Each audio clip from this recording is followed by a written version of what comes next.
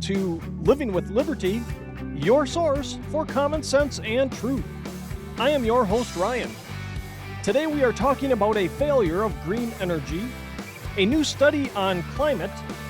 We'll talk about the vanishing California dream, and we'll have an update on the baby formula crisis next on Living with Liberty.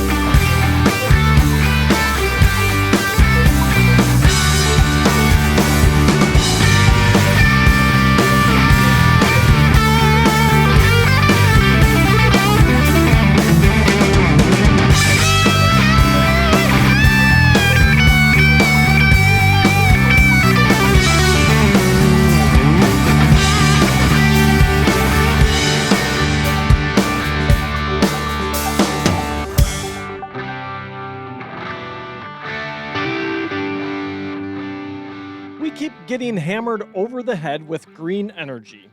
We must reduce carbon emissions. We have to have more energy produced by solar and wind. But what happens when those alternative energy sources fail? Nobody wants to ask nor answer that question. We know firsthand what happens when solar and wind fail. We saw it during the historic cold snap in Texas last year. It became apparent that solar and wind are not as resilient as coal, natural gas, or nuclear options. I have another story here about the failure of green energy from the Daily Caller titled, "From Solar Grid to Cattle Shed, How Greenpeace's Dream of a Solar-Powered Village Fell Apart in a Few Years" by Thomas Catenacci.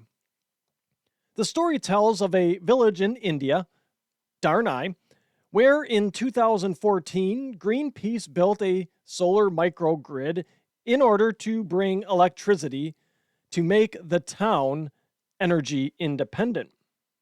That solar grid today is now a cattle shed. So what happened? One of the co-founders of Greenpeace, Patrick Moore, has an answer.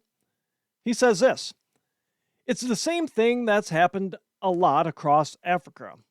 Goody two-shoes comes in and builds them a small solar facility. Then pretty soon the battery wears out and it just doesn't get repaired, and they don't know what to do because they don't have any expertise." And he says there's plenty of those stories. So it amounts to the usual liberal operating procedure of giving less than half a thought to an emotionally charged idea. Sure, it's a great idea to bring electricity into those that don't have it, to try and make a town in a remote part of a country like India energy independent, but they don't think about, well, there's maintenance that goes on. There's other things that need to happen in order to make this a self-sufficient and sustaining operation here. So they go into a village that does not have reliable electricity, set up a solar grid.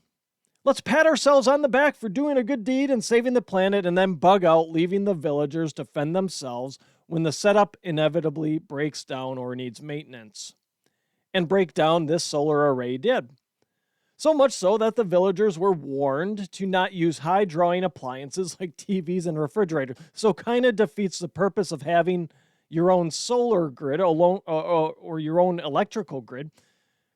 Who doesn't, who's not going to want to power their TVs and refrigerators after having been able to do that?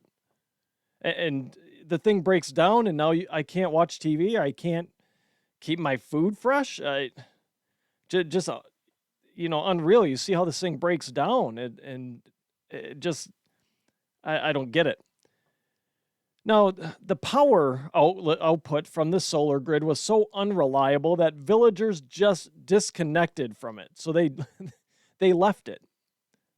Going from 255 users when it was first set up in 2014 to 120 in 2016. So just 2 years later, over half of the people using it just outright disconnected from the thing. It's that unreliable. And now today, in 2022 here, it's a cattle shed. It's being used to shelter cattle today. Now, one anonymous local had this to say about this solar array. We left solar connection after using it for 1 year.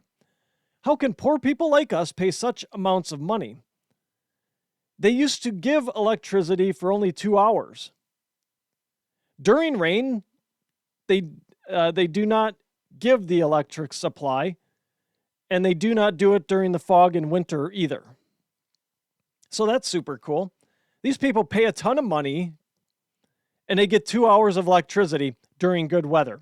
If there's rain, if there's fog, forget it. You're not getting any electricity at all. And here's where maybe if there was more than half a thought given to this project, it would have been identified that solar power is no good in rain or fog. So you need some sort of backup, and batteries aren't it.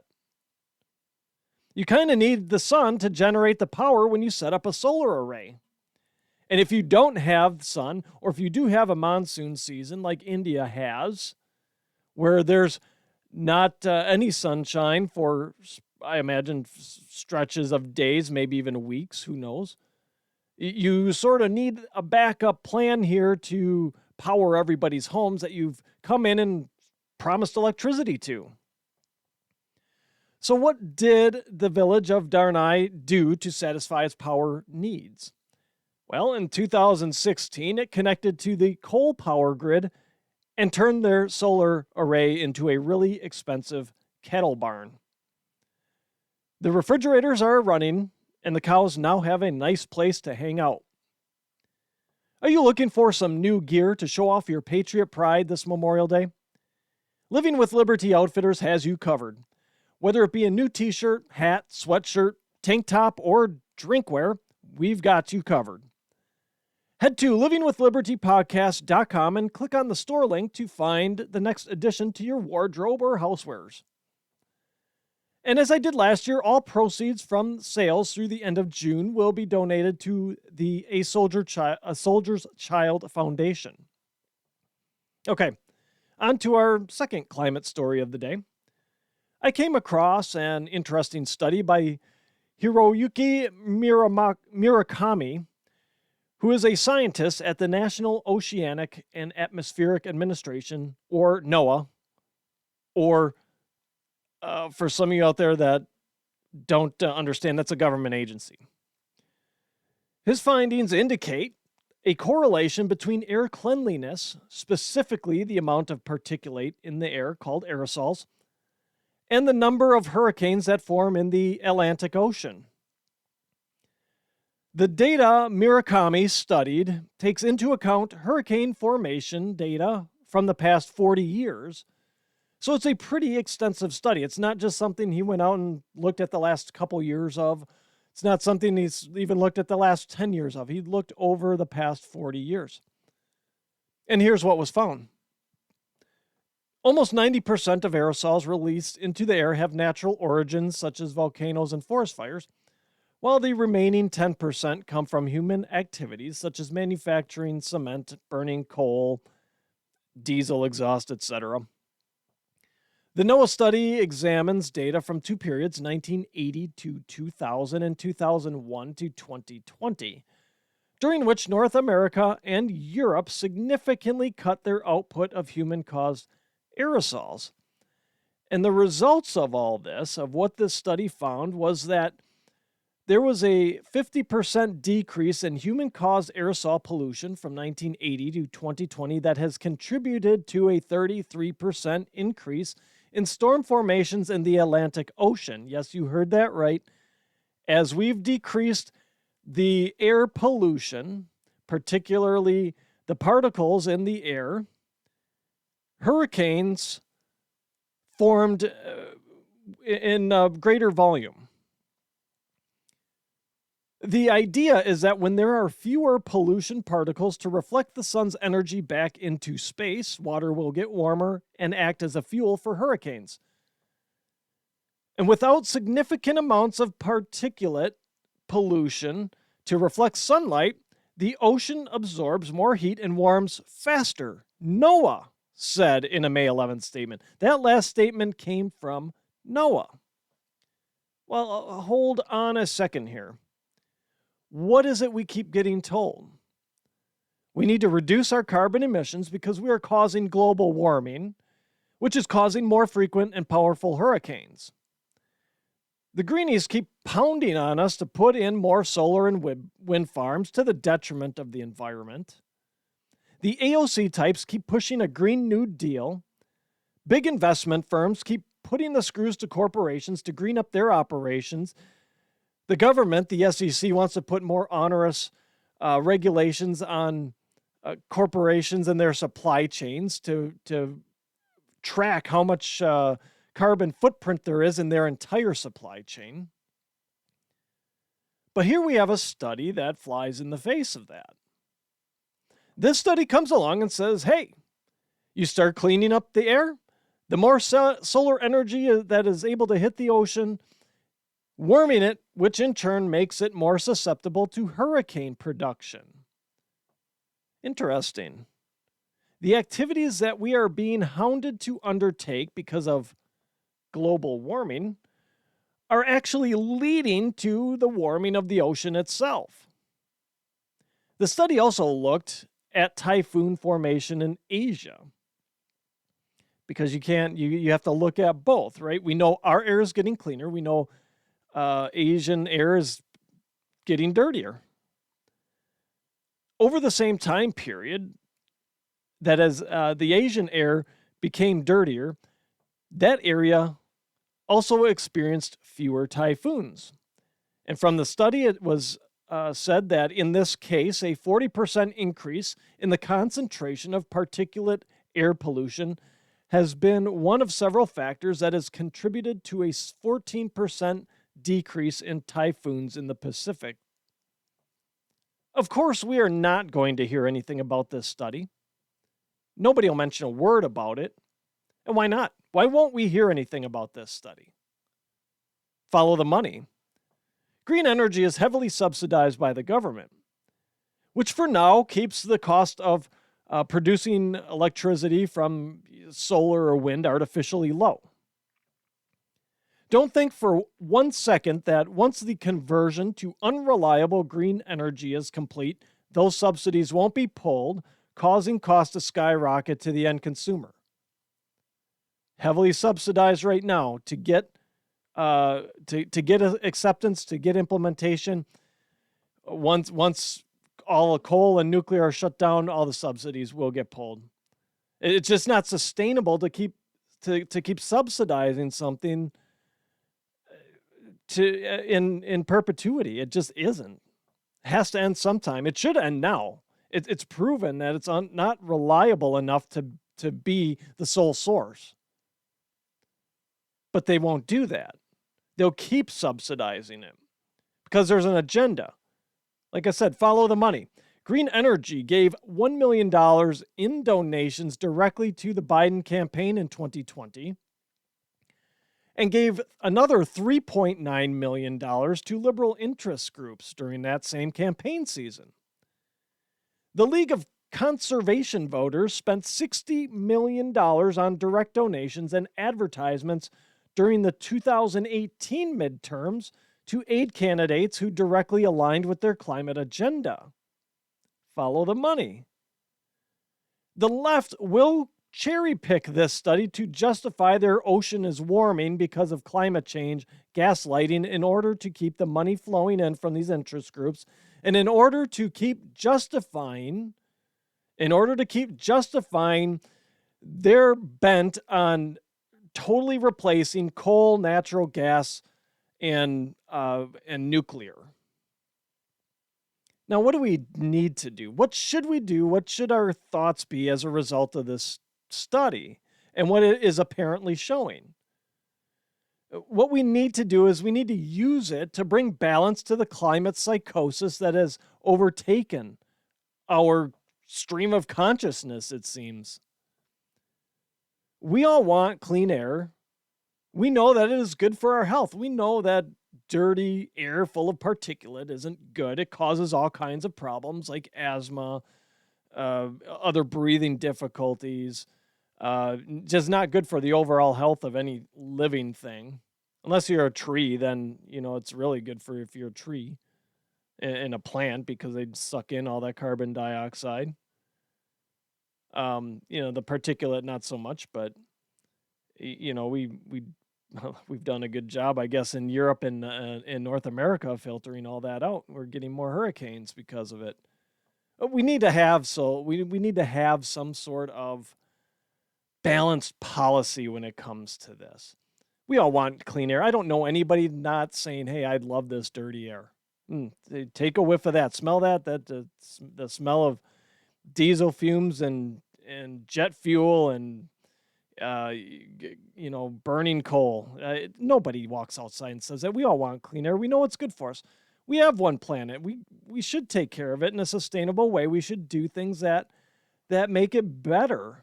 I don't disagree with that. I don't think anybody out there disagrees with that. The problem is that climate change continues to be a religion on the left. It should not be a religion on the left. We should be able to come together and say, hey, look, for all involved, we need to have reliable energy to make sure our economy continues to grow, that folks in underdeveloped countries or developing nations have the opportunity to grow. We shouldn't, in the United States and Europe and Canada, we shouldn't be the ones shouldering all the burden for this. China's plenty affluent enough now. Their economy is plenty big enough to start making concessions and cleaning up their air. It should not be a religion, though. We should be looking at this from a pragmatic and centrist point of view of what do we want to accomplish as a society. Do we want to keep moving forward? If not, hey, let's go to all green energy, and when it fails, it's going to be Hunger Games. That's the bottom line here. Should we continue to allow the climate change boogeyman to inform all of our policy decisions or even all of our policy ideas? No, I don't think so. This study suggests that all of our efforts are having the opposite effect of what was intended. The direct sunlight is warming the ocean because we've removed things from the atmosphere that are reflecting sun's rays back to back into outer space, allowing the ocean not heat as quickly. We're causing more hurricanes by this. That's what doesn't get.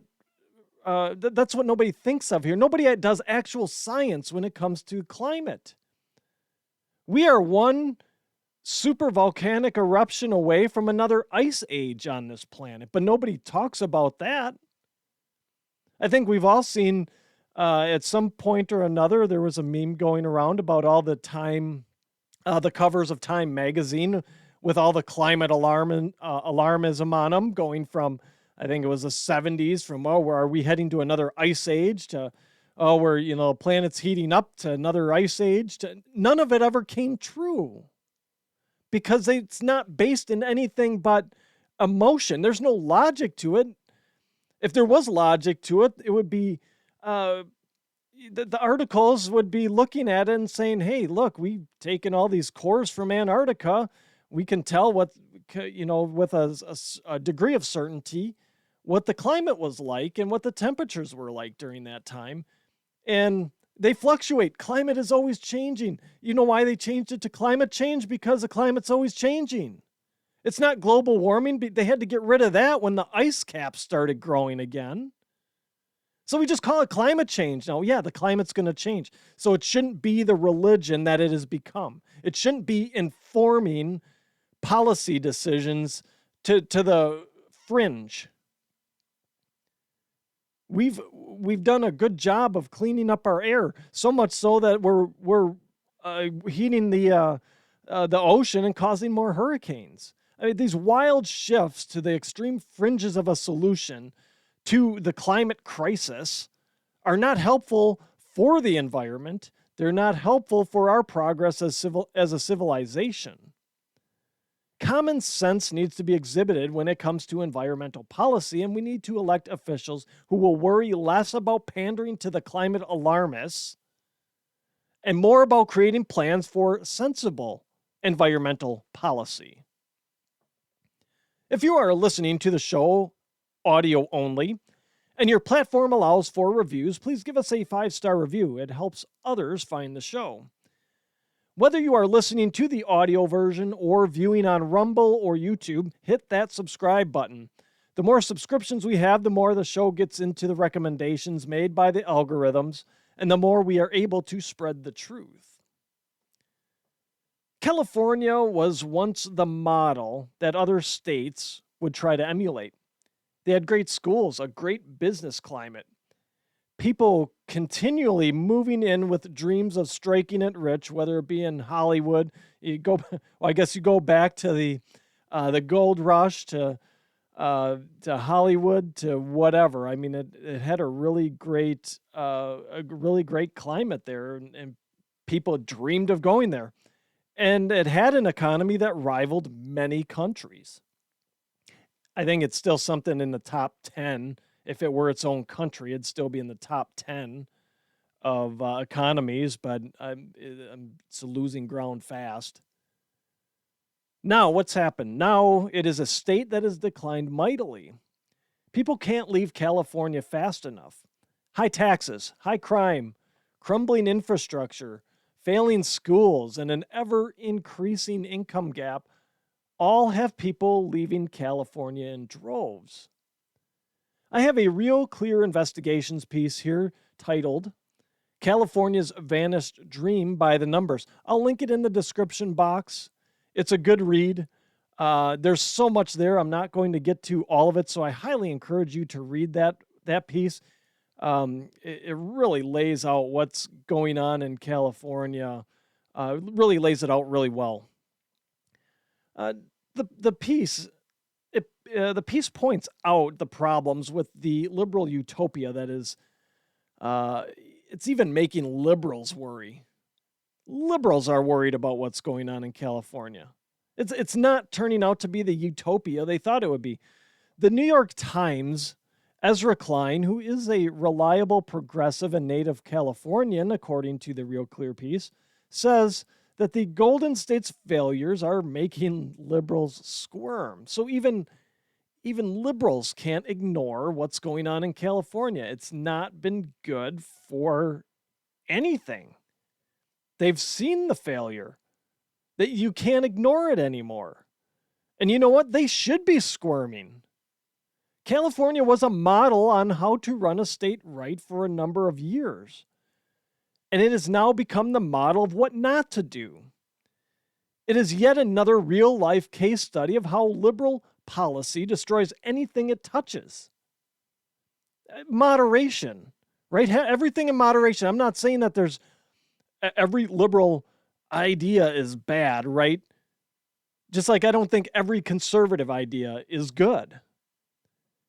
What's made this country great is we've had a melding of those ideas over the years.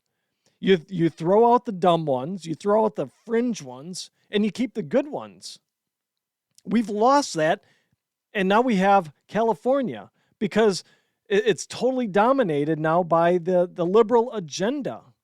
And everything that is straight leftist agenda, a leftist policy that doesn't have any forethought, that isn't rooted in data, that is just driven by emotion, it turns everything to crap. And honestly, again, I'd say the same thing for conservative ideas. Are they better? Yeah, in my heart of hearts, I believe that as a whole, they are better. Do I believe that conservatives have all the answers? No. There's still some ideas called center left that are reasonable that should be listened to and incorporated because it's the melding of those ideas is what makes us great. California itself has become a state of insulated elites We saw that. Nancy Pelosi doing whatever she wants. The whole state shut down. She's going to get her hair done. You've got the Silicon Valley types that are untouchable. The CEOs and the executives of those companies that are untouchable. They're insulated from everything that's going on. They've got their gated communities. They've got more money than anybody in their right mind would know what to do with. So they're insulated from any sort of inflation. They're insulated from crime because they've got their own private security. So they have a whole class of insulated elites. It's a state of insulated elites and everyone else. And this is also noted in the Real Clear piece. It says this: in a new report for Chapman University, my colleagues and I, the writer of the piece, find California in a state of existential crisis. It's losing both its middle-aged and middle class, while its poor population faces dimming prospects. So what does this all mean? It means that the people paying the taxes and having the kids are leaving the state, making it older and poorer. It means no support through tax dollars of the handouts the state is giving to the poor and, oh, by the way, the illegal immigrants. It means entrepreneurs who may have opened a business in California to employ people in the state at a decent wage are going elsewhere. They might not even end up being born in the state anymore. I mean, this is not just a now problem, it is a generational problem. It means that the state will hit a tipping point where it will not have enough workers to fill the roles of those that retire. We know right now we're in a big kind of retirement mode of the baby boomers here. It means you've got people fleeing the state, having their kids elsewhere, not living in the state, not moving into the state to replace workers. What's California going to do in a few years? They're going to even be in an even bigger mess. California is aging 50% faster than the rest of the country because of this migration out. People aren't having their kids there. Why would you want to have your kids there? The schools are crap. Violent crime is high, particularly in the big cities. Taxes are outrageous. How can you afford a house? How can you afford gas? How can you even afford food in California? People are having to make these choices. Now, continuing on from the piece here, California may conjure images of Rodeo Drive and Malibu mansions in the public imagination. I think that's what we all think of when we think California, right? We hear California, we're thinking the ritz and glitz of Hollywood and Malibu, but that's not the reality of it. Today, the state suffers the highest cost-adjusted poverty rate in the United States. What is the richest state? I think it's still the richest state in the union. I would think so with all the tech firms there and everything. Hollywood. It's has the highest cost-adjusted rate poverty rate in the United States. How can that be? It's the poor and near poor constitute over 1/3, well over 10 million of the state's residents, according to the Public Policy Institute of California. California also faces growing inequality. By the Gini Index, a measure of the distribution of income across a population, California has the third highest inequality behind New York and Louisiana, and has experienced the fifth largest expansion of inequality since 2010, according to the American Community Survey. California also suffers the widest gap between middle and upper middle income earners of any state. California is lagging behind other states in job growth, wage growth, housing starts, you name it. Whatever metric you want to use, California is lagging behind in it. California lags all peer competitors. Texas, Arizona, Tennessee, Nevada, Washington, and Colorado in creating high-wage jobs in fields like business and professional service, as even tech growth begins to shift elsewhere. So California is no longer the tech hub of the country. Even tech companies are moving out. California is lagging behind Rust Belt states in corporate investment, garnering 1/16th the amount of Ohio. Yes, you heard that right. Ohio is getting more corporate investment than California, and substantially more corporate investment. Now, more from the Real Clear piece regarding California's employment growth. The state fell to 44th in the country in manufacturing sector employment growth last year. Its industrial new job creation has lacked competitors such as Nevada, Kentucky, Michigan, and Florida. Another Rust Belt state in there in Michigan. Even without adjusting for cost, no California metro area ranks in the U.S. top 10 in terms of offering well-paying blue-collar jobs, notes the New York Times. So even the New York Times is looking at this and says, well, there's a problem in California. None of their cities in a state that large, that wealthy, none of them offer well-paying, are in the top 10 in terms of offering well-paying blue-collar jobs. But there are four, the piece goes on, there are four, Ventura, Los Angeles, San Jose, and San Diego, that sit among the bottom 10. How can a state like California have four cities sitting in the bottom 10 of offering good-paying jobs? A state with, 40 million people living in it? Well, that's officially anyway. Who actually knows how many people are living in California? A state that has enough resources and wealth to be its own country, has the GDP surpassing the majority of nations on this planet. How can a state like that not create well-paying jobs? How can a state like that be lagging behind what Rust Belt states like Michigan and Ohio? Well, it's been decades of bad policy decisions that have essentially turned California into a third world country. The haves and the have-nots. You have the insulated elites, and you have everybody else. Who would ever thought that who would ever thought in their lifetime, I'll put it that way, that Rust Belt states would be creating jobs and garnering more investment than California? And last ad on this before we move on. Like I said, I'll link the article in the description box. I'm not even going to get to touch on the education piece of this here. But it's a great read. The education piece will blow your mind. But so this will be the last thing before we move on. So California ranks 49th in home ownership. It produces less housing starts than Texas, Arizona, or Florida. Those are all purplish to red states. I'd say probably trending back to red in the case of Texas, maybe Arizona, and maybe even Florida. Arizona and Florida were purple-ish, I would call them. But they might even be trending. But either way, these aren't like blood red states by any means. Even Texas to a certain degree. But again, that's changing, I believe.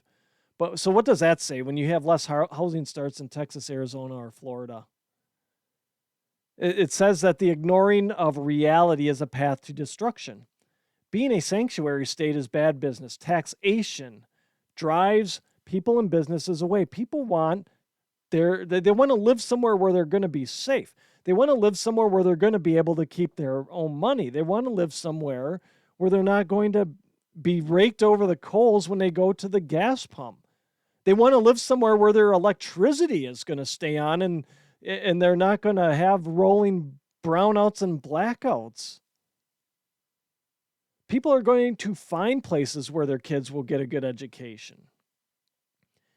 Now, at some point, you have to hope that the majority of Californians who don't think there's currently a problem will wake up to what has happened to the state and make the changes needed in terms of what elected officials they are putting in place to represent them.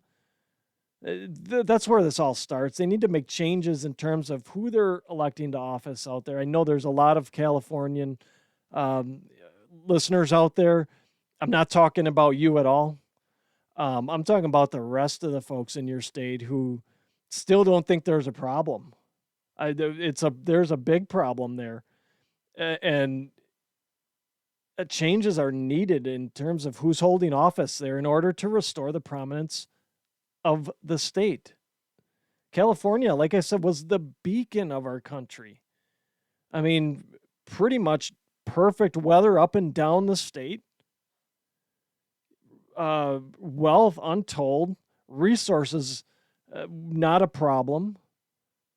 And now it's a third world country. People need to wake up and see what's happening here, make some changes. Otherwise, it is going to be a third world country. Like I said, it already is in pockets. It's not a good situation, and the numbers bear that out in this real clear piece here. Okay. If the Biden administration had their way, we'd be in masks forever. We are going into the usual summer wave of COVID now. We're all hearing the numbers. Oh, the cases are jumping up. That's the key. Cases are jumping up. And you know what? The summer wave shouldn't be a surprise to anyone anymore. We saw it in 2020. We saw it last year. We saw it. We're seeing it again this year. But because we live in a country that is running day in and day out under the very definition of insanity, keep doing the same things, expecting a different result, the CDC and the Biden administration are insinuating and recommending that regions seeing the COVID numbers grow should consider once again putting on face diapers. So do the same things that didn't work before, because maybe they'll work this time.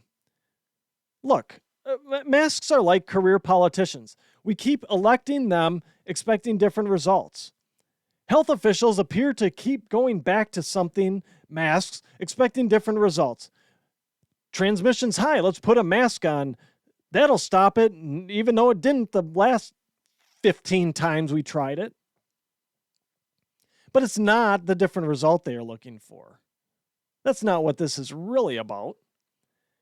Masks are the reminder that the big bad COVID boogeyman is out there, and we should still all be very afraid of it, especially going into midterm elections where we'll need drop boxes and to mail everyone a ballot to keep everyone from getting COVID and make sure Democrats get elected. Don't fall for it. It's just time to press ahead with life as normal. No masks. Just quit with the booster nonsense. We know that it has no effect on the Omicron. Just stop with the nonsense already. We have to live with it. We have to take the precautions that we've been taking. You're sick, stay home. If you're at risk and you feel you need to take the shot, take the shot. Nobody cares. You want to put a mask on, put a mask on. Who cares? But this broad peanut butter approach is useless. It's been proven useless. Do not fall for it again. It's just them setting up the narrative again that we need to, just in time for the midterms, that we'll need to shut down voting, not let anybody out of their house, send out mail-in ballots all over the country so the Democrats don't get slaughtered at the polls. That's what this boils down to. All right, finishing up with a update on the baby formula shortage. The shuttered plant in Michigan could be up and running as early as this week.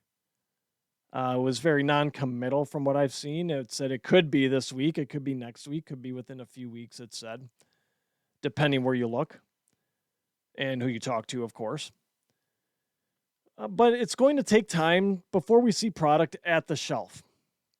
Estimates right now are 8 to 10 weeks before any new production from that plant starts to arrive in stores. So you're looking at a late July or early August timeframe before we start to see formula from that Abbott plant on store shelves.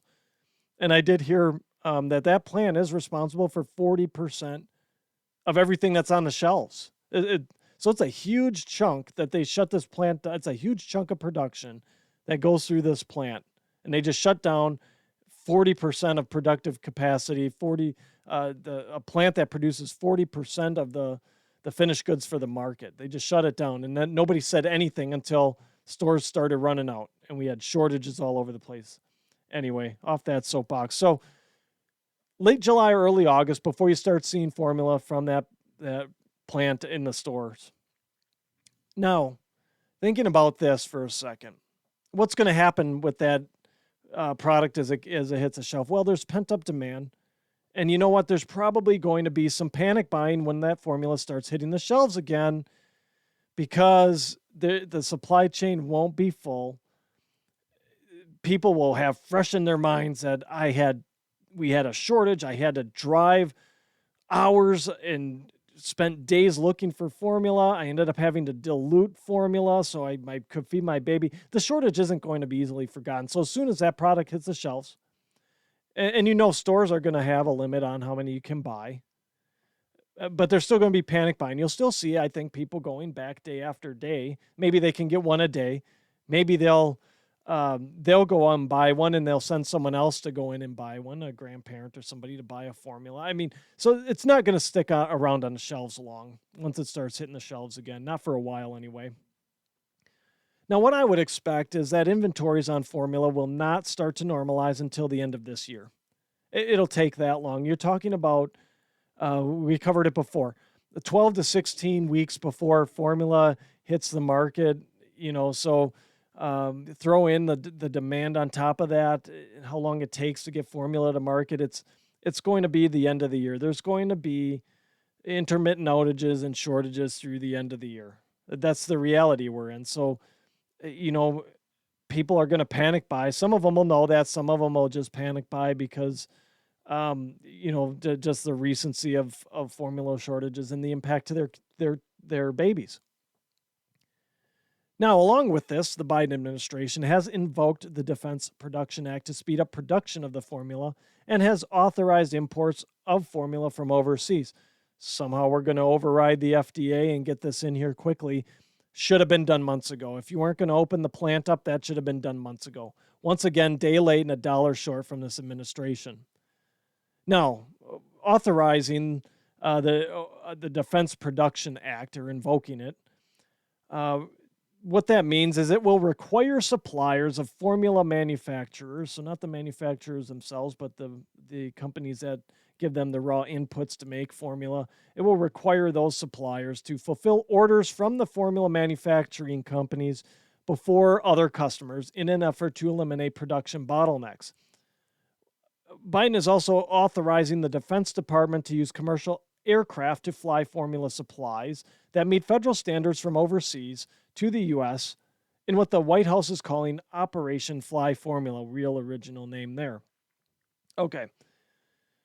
So, downside of invoking the Defense Production Act is that there now will be inefficient allocation of resources in the market, meaning there will likely be shortages of other products in the market containing those ingredients being funneled to the formula makers. Now, don't get me wrong. I'm not saying that's the wrong thing to do. I'm just saying this is what's going to happen.